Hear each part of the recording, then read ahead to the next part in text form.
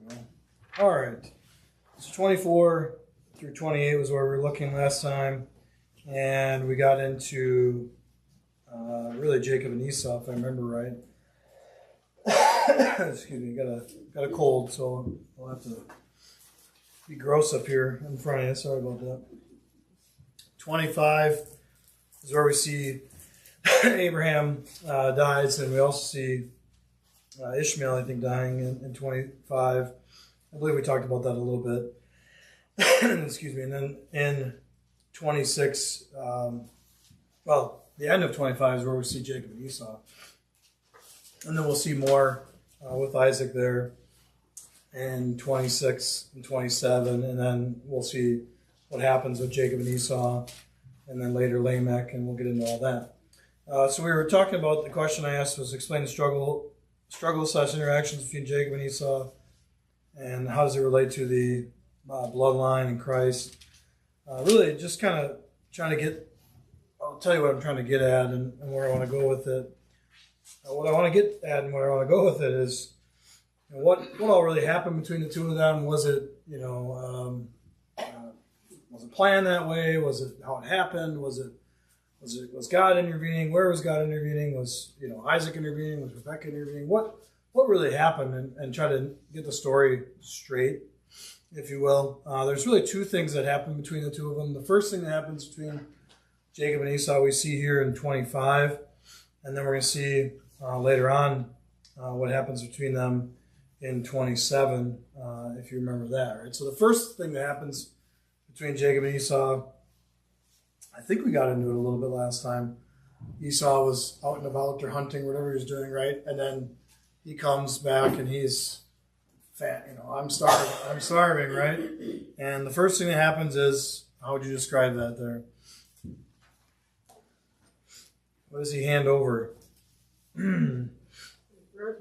Okay, what does that mean? You ever really define that?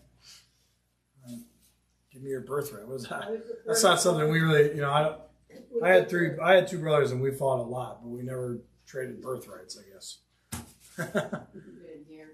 Okay, so he really traded his claim to the oldest, being the oldest son, right? So what does that mean when you're the oldest son? We don't do it in our culture really much. Some people probably do, but I guess I don't. In my family, does anybody's family do that? The oldest son still, I think it's pretty much gone, right? In most of our cultures here. But so what does that mean for the oldest son? He would inherit more, wouldn't he? Oldest son would really get everything, right? Yeah. Most families at that time, the oldest son would be the primary inheritor. Okay. So to pass off your birthright, it's kind of a big deal, right? We might not, really understand how the severity of it, I guess. Go ahead. And we think about the prodigal son. Oh yeah, sure. He had a birthright too. Yeah. And he was the youngest. Yeah. So that's a good point. The oldest would receive a double portion. Yeah. But the others would receive an inheritance too. Yeah. I noticed the last part of verse 34 and 25. In chapter 25 says he despised his birthright. So in the New Testament, we read last week about him being an evil man. Yeah. So there was something about Esau. I mean, those things that was descriptive of his character, of his. Right. So to think that the birthright wasn't something, it wasn't just about inheriting things, but your place in God's plan and purpose. Yeah.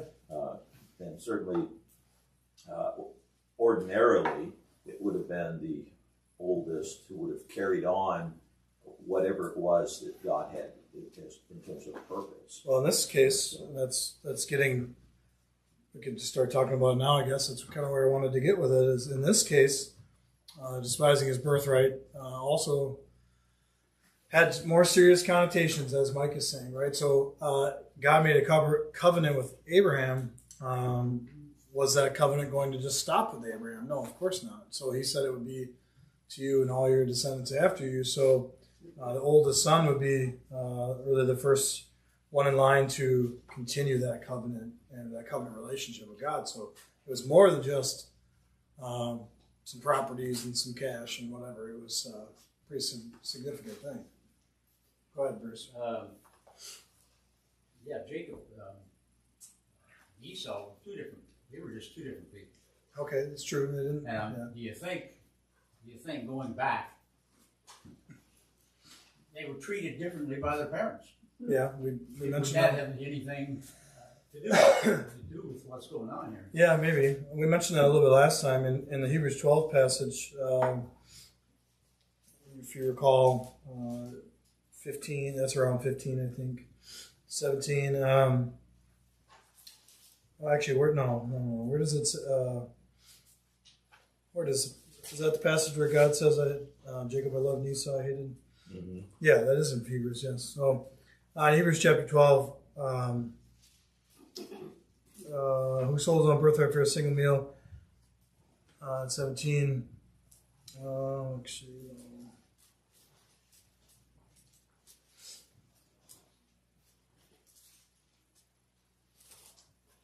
Where is God quoted as saying that, though? That's not in 12, is it? No, that's in Romans, right? I'm thinking of Romans. I got them flipped around here. Sorry about that. Go over to Romans 9. I got them flipped around in my head here.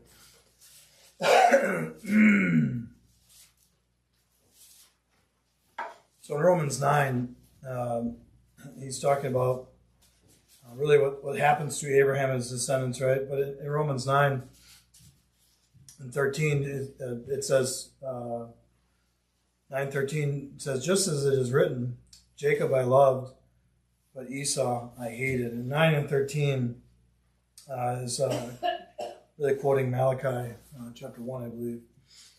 That's what my column reference there says. So anyhow, Jacob I loved, Esau I hated. That's a tricky concept we can get into as well. This, love versus, what does that mean when he says I loved and I hated, right? That's a challenging passage for people when they read it. Challenging passage because people will use that passage against God to show situations like this. Well, that's bad. God just set him up for failure, kind of thing, and he loved him. This one he loved, this one he hated. Really, what it is more. Maybe I guess I've always thought of it as, and I didn't pass it on in time, but I put an article in the newsletter related to this. But really thinking more along the lines of favoritism, or not necessarily favoritism, but one was granted the blessings of the covenant and one was not, right? So one's favored through the covenant and one's not favored through the covenant, if you will. I would say in terms of love less. Yeah, love less. Right? Yeah. We're told to love God above our family. It doesn't mean we hate our families, Yeah. right? We love less, so it's a priority. When it comes to Esau being despised as birthright, he took, if you look at the promise in chapter 12, Yeah. it says, I will make your name great. He took the responsibility of perpetuating the name lightly. He took that in no regard whatsoever, and that is the responsibility of the birthright to perpetuate the name. Yeah. And perhaps that's why maybe the oldest who was perpetuating the name got more, so they had ease of financial and perpetuated the name through seed. Yeah. Okay, and my great-great-grandparents came over here because the oldest brother got everything in Germany, and the four other brothers got nothing, so they came here for opportunity. All right, so I think Esau did not want to fulfill his responsibility of perpetuating the name, going through. Makes you wonder, because the birthright. Yeah, that's a good point. That goes along with what Mike was saying in Hebrews there. Why he despised his birthright. Was that really describing what happened when he gave up his birthright, or did he give up his birthright to his brother because he didn't really feel up to the task, or didn't really want to carry on with the covenant with God, or however you want to think of it that way, right? So depending on how you read that, what's written in Hebrews there really is two different ways you can look at that, despising his birthright. I agree. Go ahead, Gail. Maybe it has bigger implications with Israel and the Edomites, because I think you're not just talking individual brothers here. I mean, they represent the future. They will, yeah. Yeah, Esau is called Edom, which means red, and then later on it comes Edomites. Yeah, I think I guess I think of that more as the result, but I don't know that I think that's the whole situation between them. We could maybe think of it. People could maybe think of it as this is what God made happen to make this happen. Does that make sense? This is how God made it work out, so this would happen. I think it's more along the lines of this is what people did. This is what, and we're seeing that a lot. Remember, we're seeing that a lot in Genesis here. This is what man messed up, if you will. This is what man decided was right, and this is what God had to do. God did with it as a result. Does that make sense? Am I making that kind of clear? Men come up with their plan. This is what we do. This is, again, Isaac and Hagar, producing Ishmael, and all these stories we read before. This is what they made. This is what man kind of messed up, and this is what God did with that situation. I think that's really important as it points to Christ. So all of these people, we look at the bloodline, and as it tracks towards Christ now, Jacob being chosen as that heir and as that one receiving the birthright, and then that lineage leading to Christ through Jacob and through deception, right? There's other people in the lineage of Christ, right? There's prostitution in the lineage of Christ, right? So that's interesting things to think about. You can do things with that. People will do things with that anti-Christ, if you will, that this is all a sham. Christianity is all a big sham, right? It's all a big sham. Look at the corruption and look at the bad stuff that happened in the scriptures. But really, what's the greatest thing we see out of it? What we should see out of it is seeing that the greatest thing that happened to the world came out of those bad situations. Right? And so what is Christ capable of? Christ is capable of repairing and changing the greatest bad in your life, even though you've made those bad situations yourself. So I think it's parallel. There's lots of parallel connections there. Correct me if I'm wrong, but that's how I'm looking at these situations, like between Jacob and Esau, not looking at it as though this is God kind of when I was younger, that's what I used to maybe think. This is kind of how God is manipulating the situation to make it work. But I think it's more, this is what the people have done, and God makes it work ultimately for Christ. Back to the loved and hated. Luke, I was just looking up there too, Luke 14. You remember what Jesus said about loving and hating? What did he tell you to do when if you became a Christian, or when you became a Christian? If you read that, Luke 14:26, hopefully you didn't read that right before you were about to be baptized or become a Christian, right? Might have shooed you away. What does it say? What did he say in Luke 14? Do you know where I'm going? 26. Luke 14:26. Anyone comes to me and does not hate his own father and mother? Whoa. Is that what he means? That's what he said. So what does Jesus mean in 14:26? He says, you got to hate your father and mother if you want to serve me. You see what I'm saying? Some people, maybe not the one you want to bring up at the first couple Bible studies, right? No. It scares some people away, right? There's a hand over here, Bruce. Robert explained it. Yeah. Love less, yeah. Love less, yeah. Robert did explain. I just wanted to show you that, that coming right from Jesus himself there. Love less.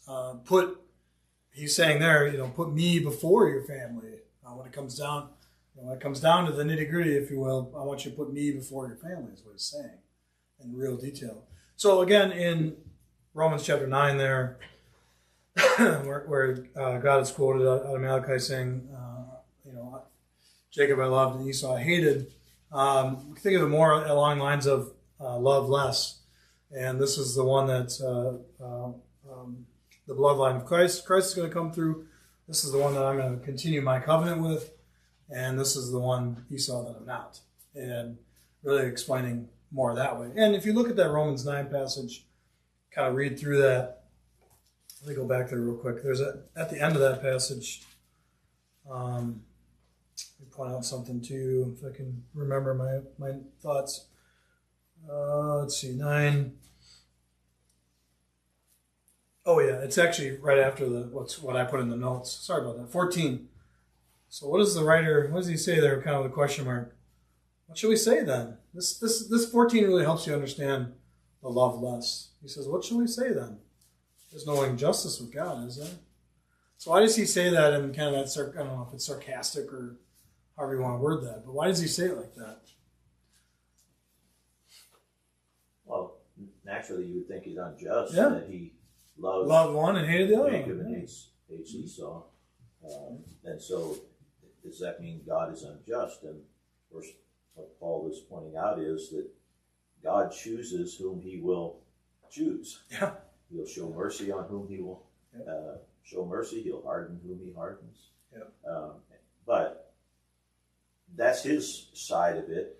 When we look back, as we're doing, you see that those who are involved made their choices. Yeah. So Pharaoh, we'll see him. Esau. This passage talks about Pharaoh. Yeah. And so the fact that God chose them in the womb as two nations, and the older was going to serve the younger, and all of those things, God had that in mind. But as it unfolds, you see God saw ahead of time those things that would come about with their choices they would make. But it's not by works. It's not by those who run or the man who wills, but on God who decides. Yeah. 16. Yeah, Mike just quoted 16 there. So keep reading there.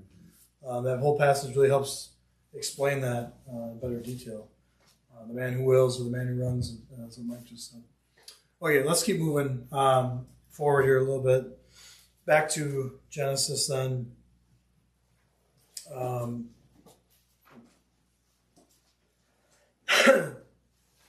Related to this, love, one loving more than the other. What's interesting in the end of 25 is that it mentions that Rebekah loved Jacob, Isaac loved Esau. Now that makes me question, okay, now in this case, is it the love that's talked about, is that love more or love less?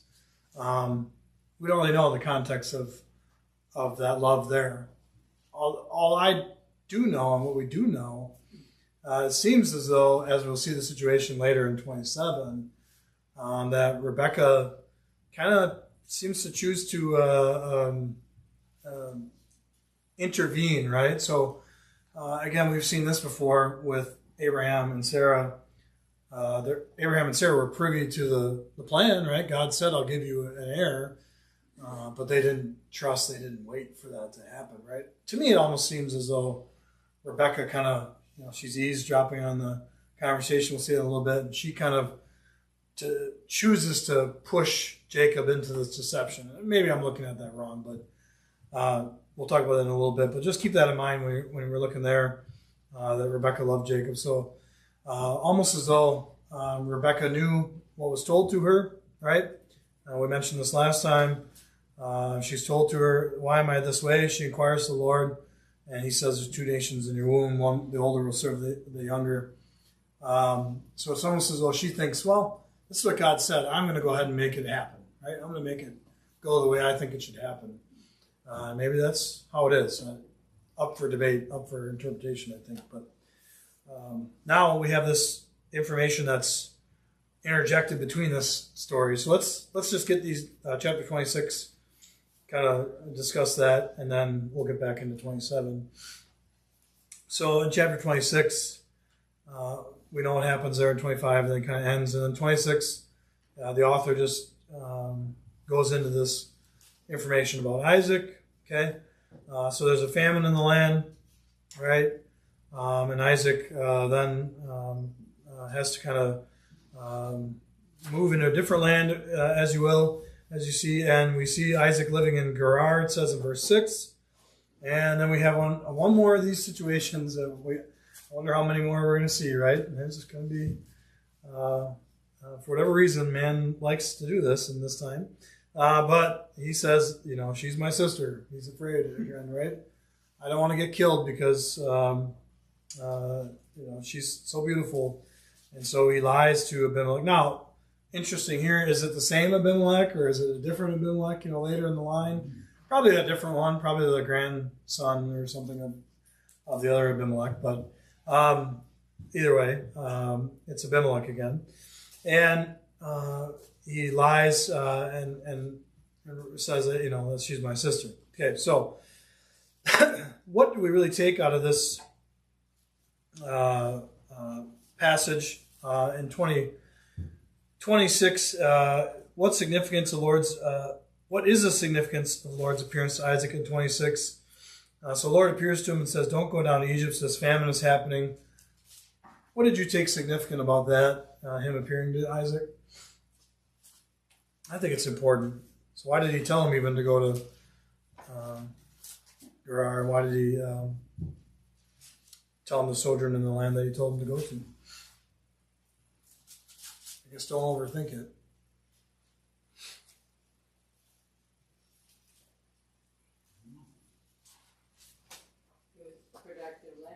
He's carrying him through the covenant, right? God is in a covenant relationship with Isaac, right? So why did he do that? Why did that happen? We'll keep seeing that. He took care of him. So he tells him to go there, and I'll be with you. I'll bless you. I'll do for you and your descendants. I'll give these lands. I'll establish an oath I swore to your father Abraham. So he pledges there again that he's going to take care of Isaac. So that's what's significant about it. Is that he follows through in his covenant, right? So yeah, nothing too nothing hidden there or anything. Just really very simple that he's going to take care of him. All right. So then, what moves Isaac away? So we see this happen between Isaac and Abimelech again, and really what causes them to move away is, I'll just answer the question for you, is conflict over wells, right? So water, people need water, right? So they're literally just fighting over basic necessity, right? And they're fighting over that. But what does Abimelech recognize? Did you catch that in 26? So while he's there, God said, "I'll take care of you." And what does Abimelech recognize? That God was with them. Yeah. So God told him he would be with him and he would take care of him, right? And Abimelech even recognizes that, right? So in 20, is it 12 or 14-ish?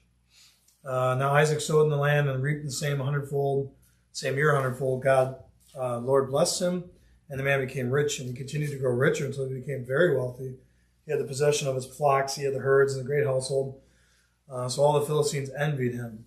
Now all the wells which had been his father's, he dug again, and then 18, Abimelech said to Isaac, "Go away from us. You're too powerful. Right? Get out of here. You're too powerful for us." And so Abimelech seems to recognize that God is with him. Had Abimelech seen that before? No, maybe not. But what about Abimelech's family? Had Abimelech heard about these people before, these followers of God? Yeah, seems like it, right? So Abimelech is recognizing, maybe from his, what's been passed down through maybe the former Abimelech or whoever in his family, that, here's these God people again. They come in and they prosper, and he says, "You're too powerful for us. Get away from us," right? So again, Abimelech recognizes this, and later in 26, they make a covenant, don't they? So later in 26, they make a covenant even. And so look at the end of 28. There's more. We see plainly that when they make this covenant, we see plainly that the Lord has been with you. So we said, "Let there now be an oath between us, even between you and us. Let us make a covenant with you, and do not harm us. just as we've not touched you, and you've done nothing but good, and we've sent you away in peace. You are now the blessed of the Lord. And they make a feast, they eat it. So we talked about covenants again. They're sealing this covenant. They're having a meal, if you will, to kind of seal this, a feast. They exchange the oaths, and they depart in 27, end of 26 rather, and they depart in peace. All right, so this is all what happens. I'm just kind of going through that quickly, but again, we're seeing God's people, God's covenant people being blessed by God, people of the region. In this case, thankfully, it ends in peace, but they recognize God being with them, and they agree to separate. Yeah, Abimelech chooses diplomatic means as opposed to military. Yeah, thankfully, and we'll see that change. So, obviously in different parts of the Bible, but in this case, we see a more diplomatic solution. Do you have a comment? More of a diplomatic solution in 26. What is that? Question that's not on here, but was it just? Do you think it was just the prosperity that they were? How did they even know about? How did they even know about God? Does Abimelech recognize God? He says Did you in think about that? Verse 28. Yeah. We have seen plainly that the Lord has been with you. So he recognizes God, right? So whether or not, I don't think we would put them in as really faithful followers of God by any means. The Philistines, we'll see them later and what they become, but they recognize more than just that they're wealthy. So they recognize that they've been with God. So whatever that is, they're recognizing in their teaching, in their worship, in their life, they're recognizing God. I think really through Isaac and through his family, and we're going to see more of that as we keep going too. Okay, so interjected at the end of 26. It just seems like a random piece of interjection there, but it's important information. When Esau was 40 years old, he married Judith, the daughter of Beeri the Hittite, Basemath, the daughter of Elon the Hittite, and they brought grief to Isaac and Rebekah. Kind of randomly interjected, but what's important about that Esau's marriage choice, as I asked? They're not part of the family line, or they're not part of the, so, and I mean, during that time it was common to have more than one wife, but that might be a problem too.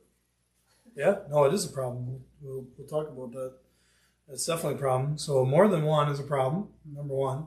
Number two is where they're from, right? And they're not really chosen from the right family. God's promises wouldn't extend to them. God's promises are going to, no, of course not.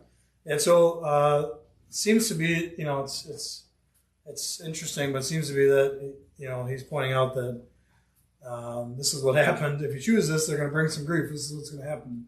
Miguel, do you have a comment? I just had a footnote in my Bible that they're pagan. Yeah, right, for sure, yeah.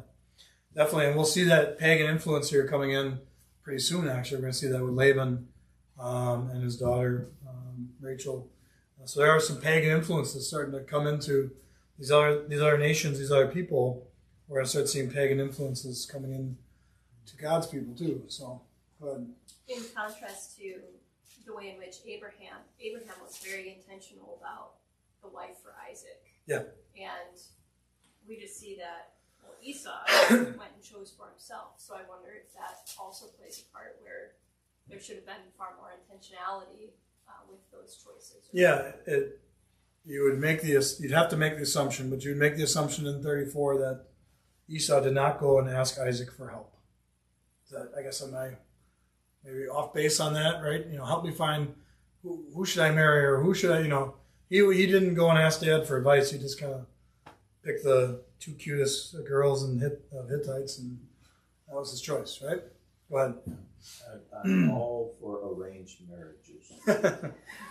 Yeah. Explain. You wanna open that can of worms or not? Well, it is definitely a biblical practice, concept. and I'm not. still is. Yeah. And Yep. it seems to me that it aligns with God's purpose Yeah. for His people, that they don't marry among the Canaanites, and so we've got this. I just learned a couple of weeks ago that there was no dating in the Bible. Yeah. Think of it. I don't see much of it. They just worked for 7 years. I mean, Jacob, well, I'd say coming up soon here, we're going to see That was after the 14 years. 14 That years. was after the wedding. Well, no, the first one was not. The second one was.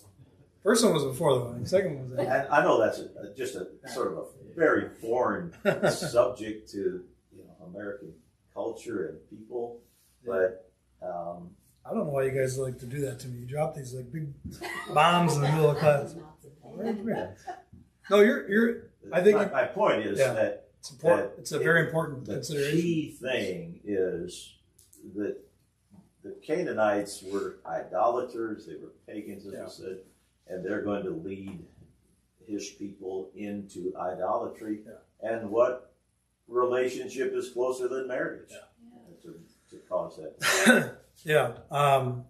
No, I brought that question. The reason why I asked that question about Esau's marriage choices, I do want to start talking about that, whether it's now or in the next occurrences here with Jacob and Laban and Rachel and Leah. But we see a lot of just poor choices, and really, I think this is more for next week. But I'll just start hinting towards it, and you can start reading and thinking about it. Did God approve of polygamy? Right? Was God really a polygamist, if you will, or was that something He approved of?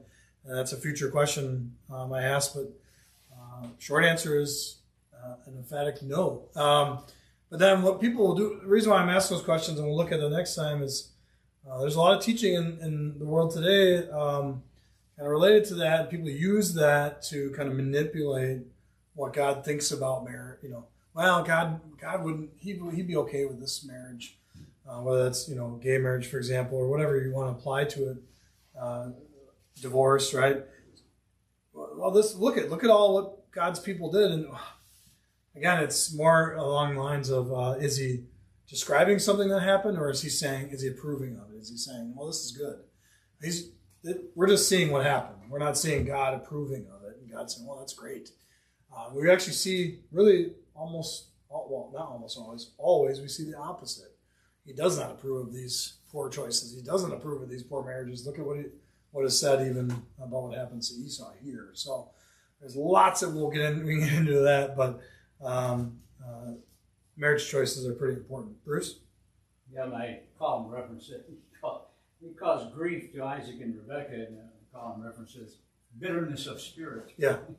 But what I was going to say, and you're probably going to get into this chapter 27, I'm wondering if it really bothered, or Isaac held it against Esau, who he married, because he picks out Esau to do something for him. Yeah.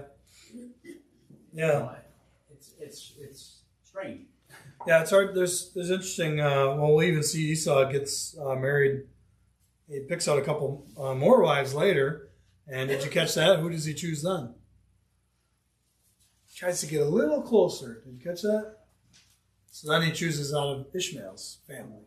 So almost, okay, finally Isaac and Rebekah had a little influence on him, and maybe he did ask for something. I don't know. I'm just making all that up, but it's very peculiar to me that then he chooses a couple more wives, and then he chooses them or finds them from Ishmael's family. So, finding more a little closer descendant to Abraham. So, make of that what you will. I don't know if there's anything significant really, but it is a curiosity of mine. All right, so let's keep going into 27.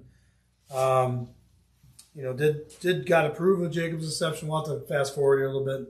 I think a lot of you know the story very well, so we won't read it in a lot of detail. But we know that Jacob puts the goat hair, goat skin, or whatever he puts on himself, right? Isaac was blind, right? Isaac even questions it, right? Well, you sound like Esau, but you smell like you sound like Jacob, but you smell like Esau, or you you feel like him, So Isaac seems to feel like there's something up there, and there's lies there, there's deception. So again, when we read this, it's kind of confusing. We think about Jacob, and we think about what Jacob accomplishes, and Jacob is, in that lineage of Christ and being one of God's people, but clearly he deceives. And I asked, does God approve of this deception? I asked you to look at 25 and 23, and considering that the Lord said to her, the two nations are in your womb, two peoples will be separated from your body, one will be stronger than the other. So God said this. God said something like this would happen, but does that mean he approves of Jacob's deception? Again, is God, I guess what I'm getting at, is God orchestrating this? Is God willing or pushing Jacob to deceive and to be sinful and to lie? Or is that just what happened and God worked with it, right? So it's a challenging concept. Have you thought of that before in this occurrence? Did God make Jacob do that, or did Jacob do that and Rebekah do that? Now we don't have the other side of the story of Okay. what, like, we see Abraham lying, but we don't know God's providence without him lying, right? We Yep, don't have exactly. The other side. The other side of the story, no? So this is the same circumstance. He would have brought it he would have brought it to being without that, but it came to being with that. Yeah. Okay, so That's it is a challenging concept. Something I've, battled with or, thought of deeply before. So I guess Go you ahead. don't question it, right? Right. You start questioning, then you start questioning God, and that's I tend to agree with what you said, though, that we don't really see how God would have solved it otherwise. So it's easy for us to read it and think, it can be easy for us to read it and think, wow, that's bad. God caused Jacob to sin. And no, I mean, as soon as you say that and that comes in your head, what does your brain say, right? Well, no, that can't be, and it can't be, right? So then, what that tells us is that God didn't cause Jacob to sin, but God knew. Obviously, God knows all present. God knows all future. God knew that something would happen between the two. And maybe God just knew that Jacob and Rebekah would do something foolish. He knew the foolish heart of man before as he created them. So he knew that, somehow they would mess this up. I don't think that he caused Jacob to sin or caused Jacob to deceive. And he could have caused it otherwise without deception if he would have had a chance to, I think, maybe.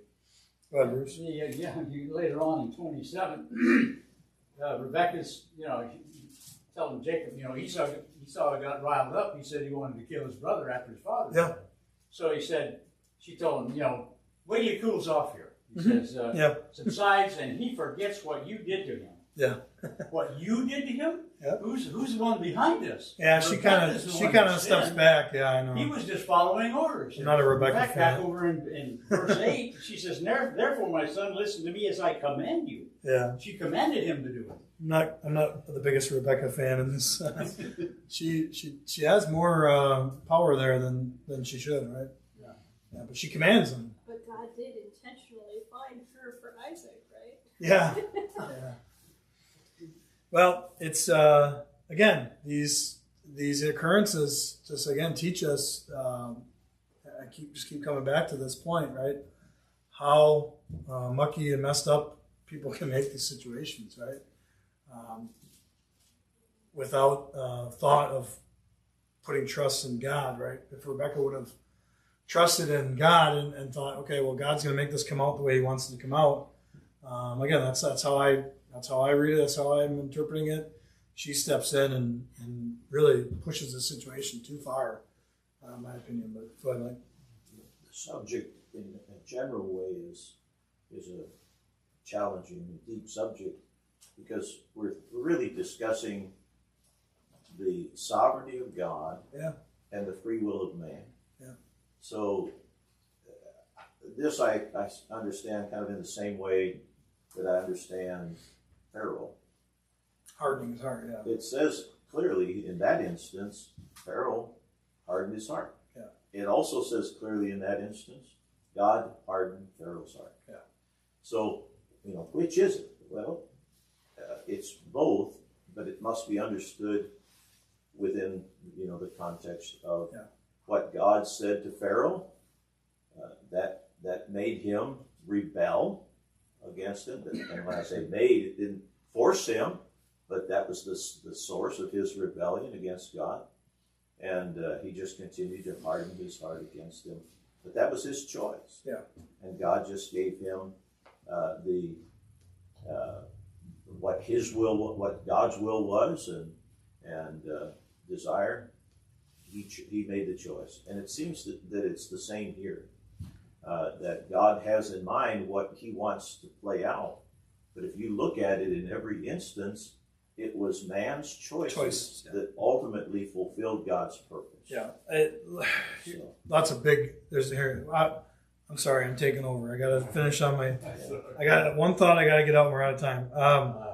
So God, here's a phrase that I want you to look up then and you can write it down and we'll talk about it maybe next time or I'll just let you kind of dig into it. But look up the phrase "gave them over." So just go into a I just searched it on I use Blue Letter Bible, but look up "gave them over," right?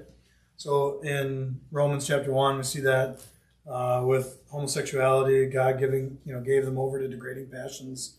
Women exchanged natural function for that's natural. You know that passage, men, what was unnatural as well, right? In Romans 20, well, the same thing in 20, God gave them over to a depraved mind. And that's something that, a tough passage, very tough concept, and I'm glad we're getting into it. Romans 9 talks about that instance with Pharaoh. Romans 9, we looked at it. His will, he gave them over to their will. So, tough concept. Let's keep studying and looking at it. I just want you to leave thinking of, does God, does he control that, or does he does he simply allow it? He's allowing us to free will. And I guess it's something that I've struggled with in the past, but I don't struggle with it anymore because I'm glad about it. And I hope you are too. I'm glad he allows free will. He allows free choice in serving him. I think that is better than the alternative. And the alternative would be, we live our lives as some sort of robots or something like that. And we have no choice. We have no, freedom or free will. But the challenging part about that is, again, when we're talking with people, we're studying with people, we're running into tough concepts in the world. That is a tough concept in the world right now. When it relates to things like gender, as I mentioned, gender and sexual preferences and things like that. Does God make people certain ways, or does God give them over to certain things? So we'll see all throughout Genesis, and we're seeing this all through the scriptures. God is he directing it, or is he allowing poor choices? So look that up. Look up the gave them over. We'll get into that. We'll finish with Genesis here, 27, and we'll get into 29 through 31. Sorry, we're